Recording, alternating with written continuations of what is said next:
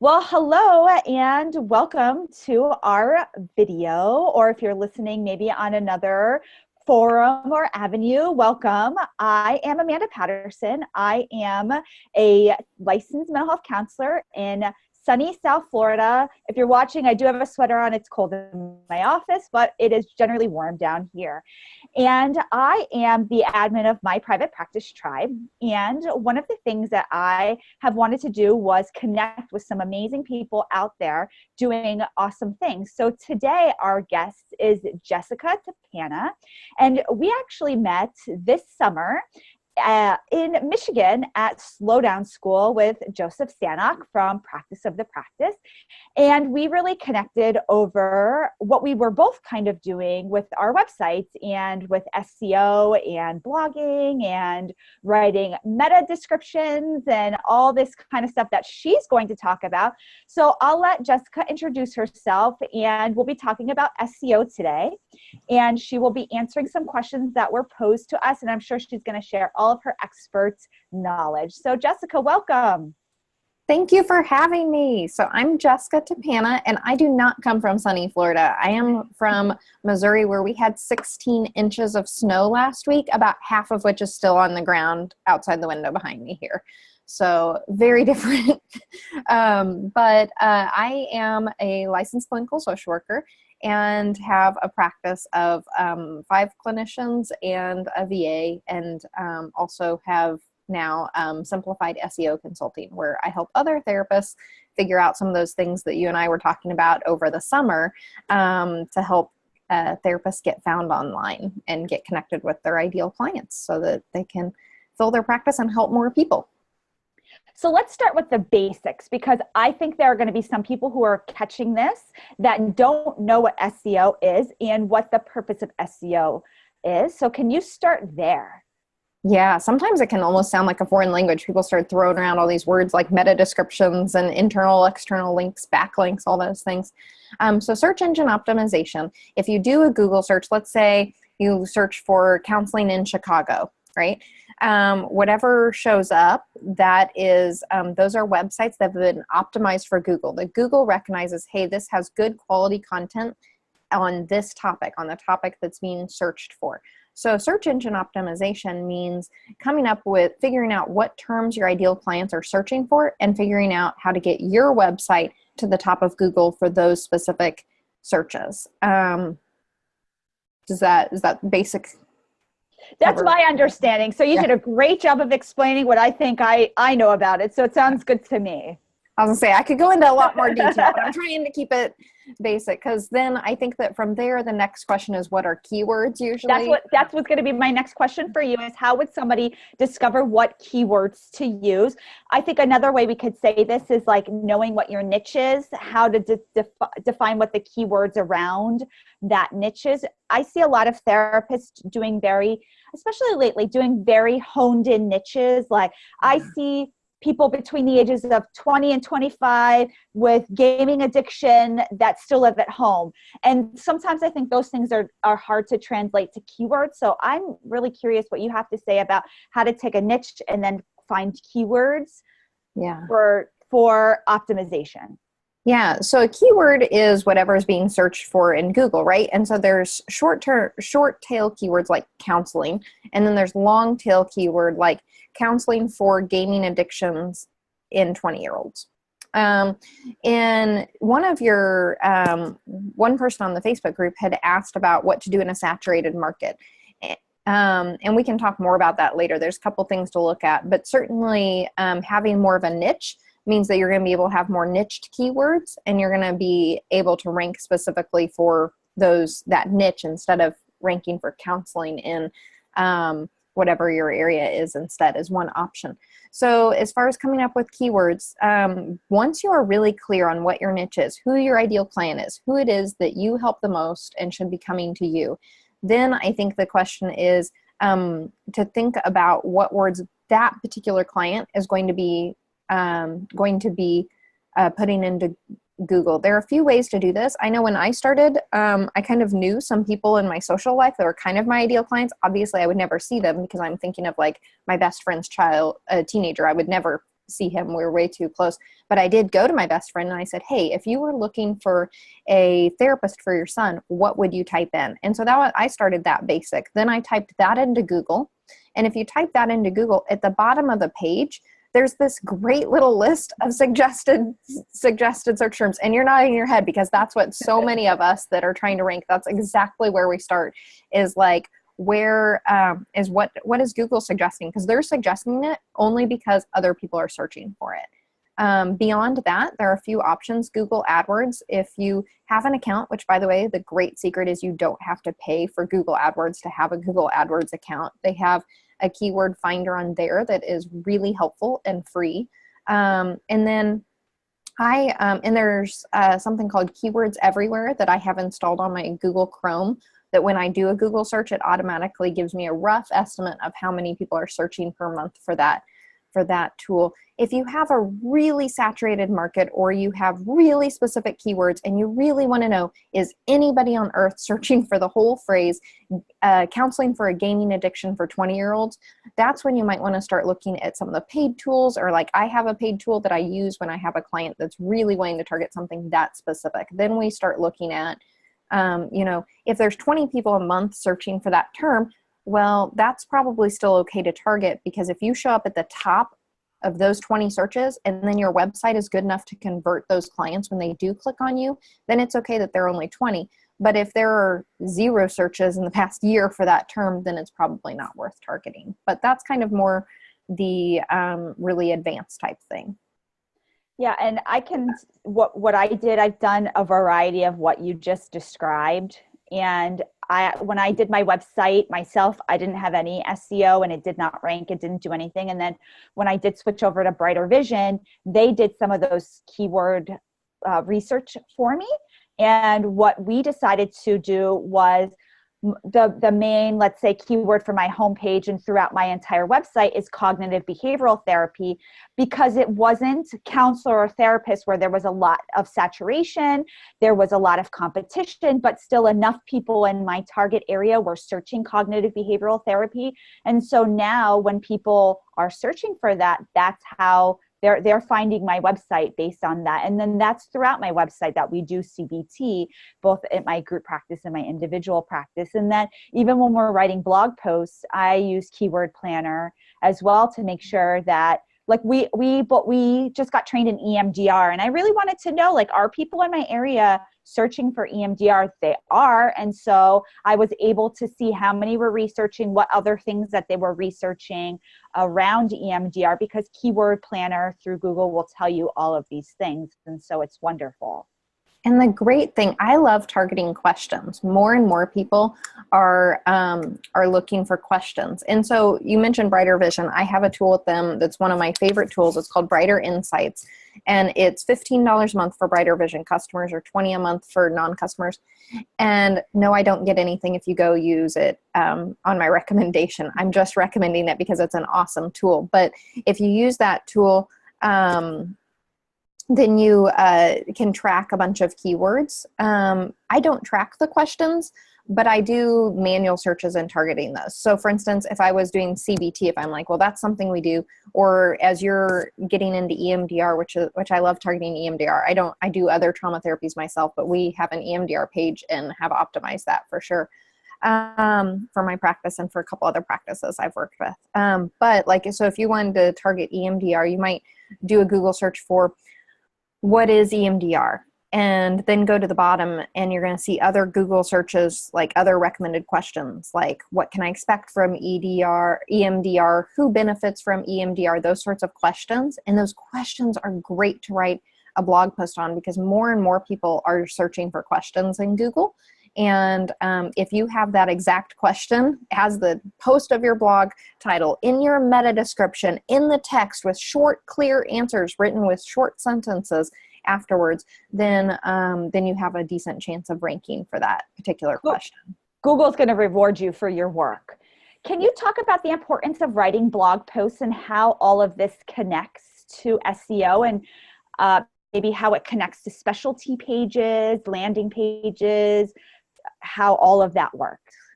Yes. So blogging for SEO is like one of my favorite topics. Meta descriptions and blogging. Those I could talk about probably longer than I should. So blogging for SEO is great. First of all, the thing that you always hear is Google likes fresh content. And I 110% agree that blogging has the benefit of being fresh content. And it's particularly nice if you can have consistency in how often you post. Everybody says that it matters more that you're posting consistently than frequently. So they would rather you post once a month for 6 months than to post 6 times in a week. So that's one thing to know for sure, is it gives you fresh content, it gives you consistent content. It says to Google, this page is active, but it can do so much more than that. Like just putting up a blog post, yeah, that will help your SEO, but you can do a lot more than that by having topics that are relevant, like you mentioned, that tie back to your niche page, to each of your specialty service pages. You can choose topics. Obviously, they're going to help convert clients. They're answering questions that your actual clients are having. Most, especially early on, most of my blog posts came from a discussion I had with a client that I realized, oh, if that's helping this ideal client of mine, it might help others. So I did a lot of that. But it also, you can optimize those pages. This is great. Once I help someone get a page optimized, their main pages optimized, then what we do is we start optimizing their blog posts. And that means for each blog post, we have a target keyword or a target question. And we put that in the title. We put that in the meta description. We put that in the meta title. So the blue words that show up when you've done a search on Google at the top of your little snippet. We put that in the alt text for your pictures. We put that in the text. And so we really optimize for that. And then we do the most important thing. My favorite thing about blog posts is you can do internal links. You can be linking to other pages in your site. This encourages clients to stay on your page. Like they're reading your blog post, they're going to stay there longer because they're going, oh, you also have a page specifically on EMDR therapy. I think I'm going to go to that. Or, oh, you've written another blog post that tells me what to expect out of my first counseling session. I'm still not convinced I'm going to come in for my first counseling session here. Let me press on that. And so it encourages them to move throughout the website. It also encourages Google bots to move throughout your website. When they send out the little spider crawlers that come to your website, they're going to follow those internal links and they're going to stay on the site longer because you have internal links linking those pages. And that's how new pages get found. That's how Google really understands, oh, they're 50 blog posts posting, pointing to this trauma page. This trauma page must be semi-important. And so an internal link is when you take a link from another part of your website and put it into a blog post or any other part of your website, and then it all kind of connects, kind of like a spider web. It all connects so that it makes a cohesive website around whatever it is that you're doing. So it all starts to make sense for the reader and for Google bots. So can you explain what an external link is and why those might be important? Absolutely. So typically if I'm writing a blog post, I personally aim for at least 5 internal links to other pages on my website. And then I usually include 1 to 2 external links too. So an external link means instead of pointing to another page on your site, it's pointing to a page off your site. I've seen a lot of blog posts by therapists that are really well written, and they reference like American Academy of Pediatrics or something like that, or Gottman Institute, something pretty reputable that shows their readers, hey, I have some knowledge in this area and it's coming from reputable sources. And at the bottom, they'll have like references like we did in college when we had to write papers. And what I usually do on my website is instead of having like the APA formatting reference at the bottom, I try to make it super convenient for my readers. And when I say, a study by the Gottman Institute, and then go on, I will highlight the word Gottman Institute and do an external link so that somebody can just click on the word Gottman Institute and it will take them right to that study and they'll see, oh, I kind of knew what I was talking about. It also gives those websites backlinks as well, which backlinks are something. That was going to be my question. Yeah. Tell us all about backlinks. Go for it. Oh my gosh, I love backlinks too. But yeah, to finish with external links, they just give you credibility. And, there's some talk about, does it help your website rank or not? It helps the other website rank for sure. As far as whether or not it helps your website, I think it just gives you credibility and shows the value of your website. So I think it's still really important to have external links. Backlinks are my favorite of the three types because they carry such power. And I've been, with the new year coming up, I've been listening to all these all these podcasts about SEO in 2019. And what I keep hearing over and over again is people saying backlinks are going to be just as important, if not more important, in 2019. So what is a backlink? Yep. Tell us. Go for it. A backlink is when somebody else's website points to yours, when somebody else has some sort of text on their website that if you click on it, it comes back to your website. And so I think of it as, and apparently my internet says it's unstable. So let me know if I start zooming, okay, going out or anything. But so I think of it as like a popularity contest. Google wants to give their people doing searches the absolute best content that really is high quality and answers their question. And so part of what they do is they rely on the rest of us to say which websites are deserving of those top spots. And so they're looking at how many other people are referencing that website. If a whole bunch of people are pointing to you and saying that you're an expert in anxiety treatment, then Google's going to say, wow, 100 other websites have pointed to her as an anxiety expert, probably worth ranking, putting her at the top of the page when somebody searches for anxiety therapist in name your state or your area. And so that's really important. Can I tell you a number? Yes, tell us a number. So when I was really starting to get into this SEO world, I heard one random podcast in the middle of the night, and I wish I'd written down which one it was because I don't remember. I was just searching for every SEO podcast I could because I need to email this person and thank them. They said, if you as a therapist can get 100 backlinks to your website, you are going to be doing better than most other therapists. And that sounded so overwhelming. And his point was any other industry, he'd recommend a lot more than 100. But for our industry, hardly anybody's doing SEO. 100's probably going to be good.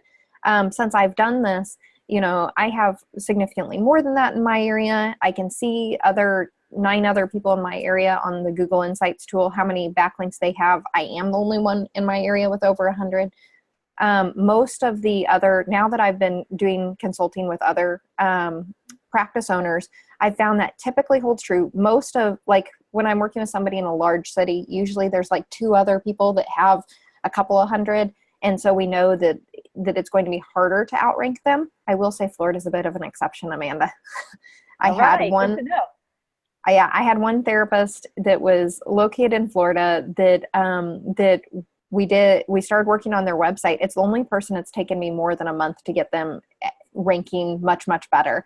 Because 2 things were working against us. First of all, they had a brand new domain name. They just purchased it, and so it didn't have any credibility to Google. But second, we got this person a Google Insights account and went and looked at their competition, and everybody had hundreds and hundreds of backlinks.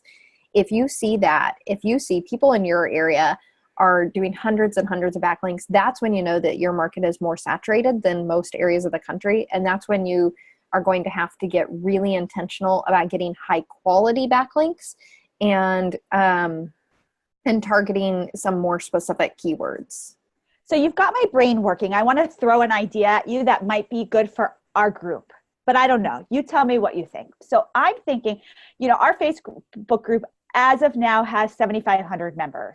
Let's just say 1%, 75 people are the most active and are willing to do what is asked of them in the group. For instance, on Fridays, we post Facebook Fridays and people post their Facebook group and other people like them.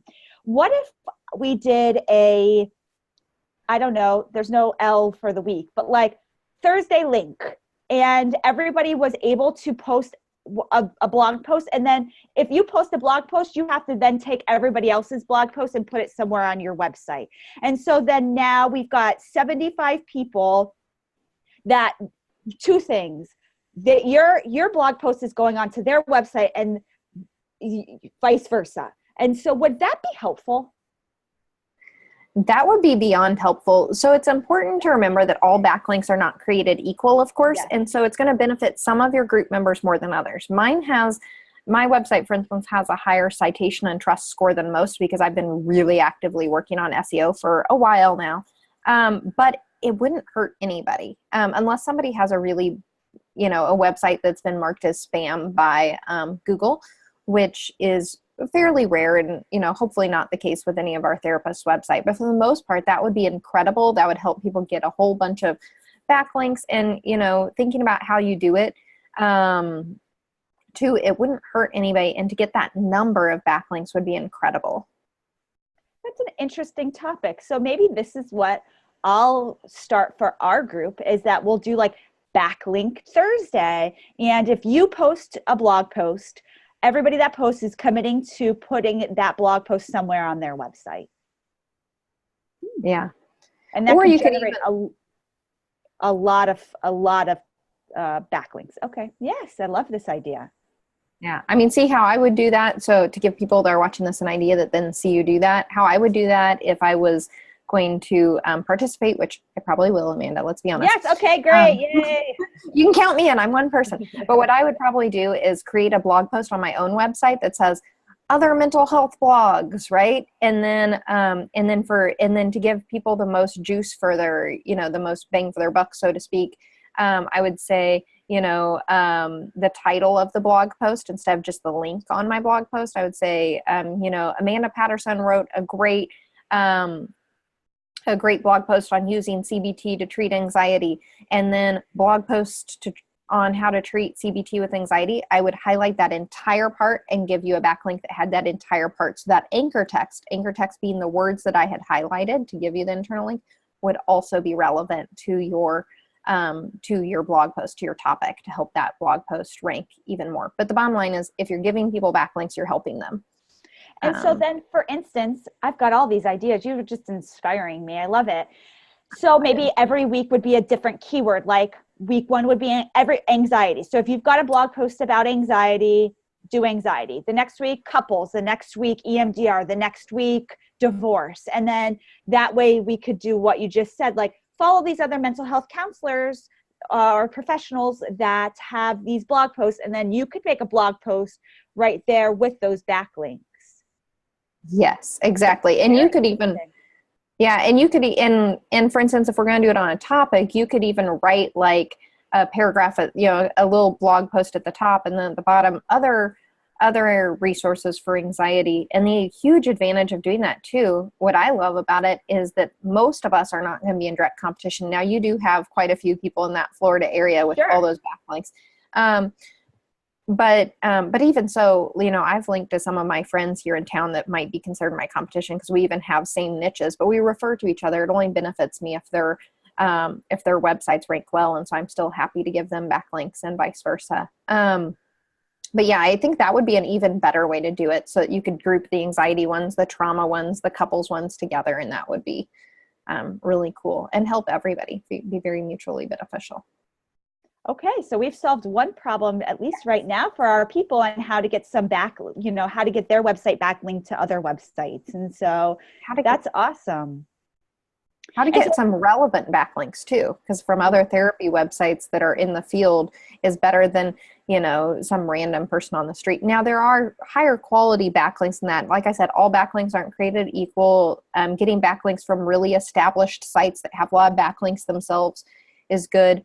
Some of the best backlinks that you could get would be like a government site or a nonprofit site or at your local college.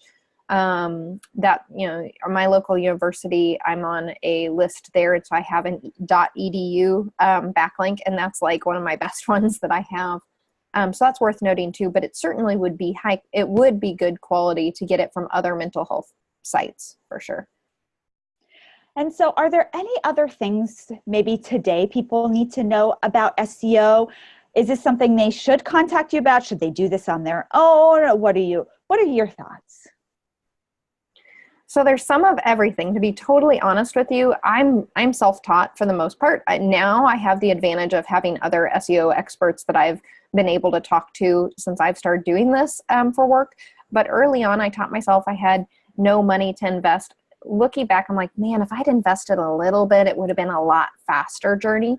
Mm-hmm. So you certainly can try to do it on your own. If people are wanting to do this on their own, I encourage them to go to my website It's www.simplifiedseoconsulting.com, all one, all together. Because I have a 7-day free e-course. And basically this is the course when I was trying to do it on my own that I wish I had. It's just an email series. You get a little video from me and I explain a topic every day. It's nothing fancy, but it's really good information. And it's a little on the dense side probably because I'm pretty wordy.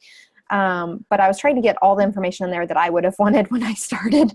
So I may at some point go back and be like, it's probably a lot of information. But that would be a really good way to do it. If you want to rank more quickly, or you're in a really saturated area, or you just don't have the time and you need somebody else to help you with it, that's when I think it's really worth it to look at either hiring me or another SEO consultant to really get in there and help you. Or if you've been trying the SEO thing and haven't been getting good results, there are so many options. We can't even go over all of the techniques in detail in a short video, I'm afraid, but yeah, there's a huge benefit to being able to reach out and help people. My services that I offer a couple different kinds.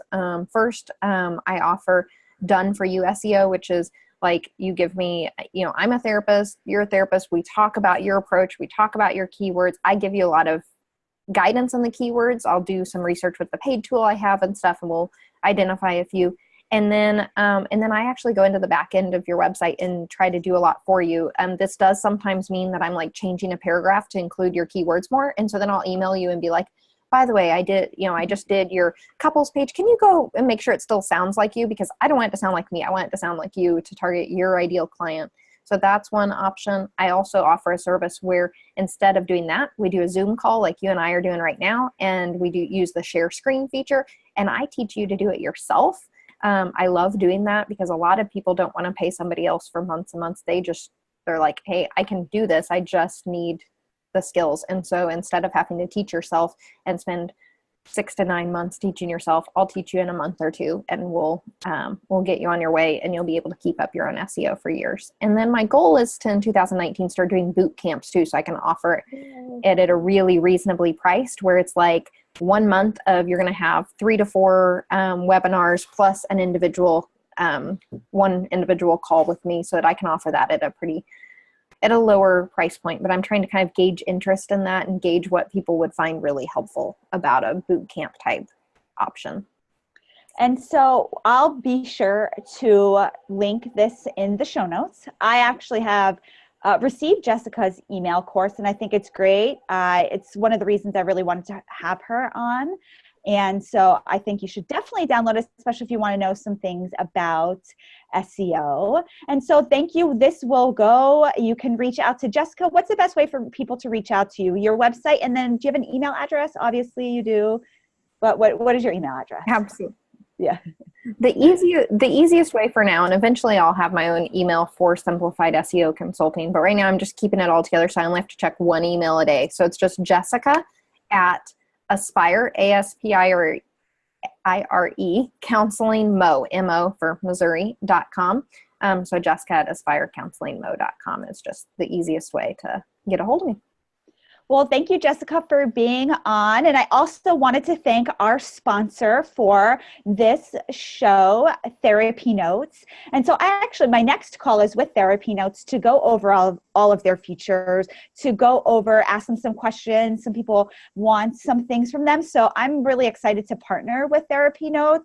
It's an electronic health record that sends out reminders. You can do treatment plans. You can do notes. You can take payments. You can bill insurance. And so for those of you that are looking for a comprehensive electronic health record, definitely check out Therapy Notes. You can find them at therapynotes.com. And if you use the promo code Amanda, you get 2 months free for Therapy Notes. So thank you. I'll be sure to link everything in the show notes, and have a great day, everyone. Thank you.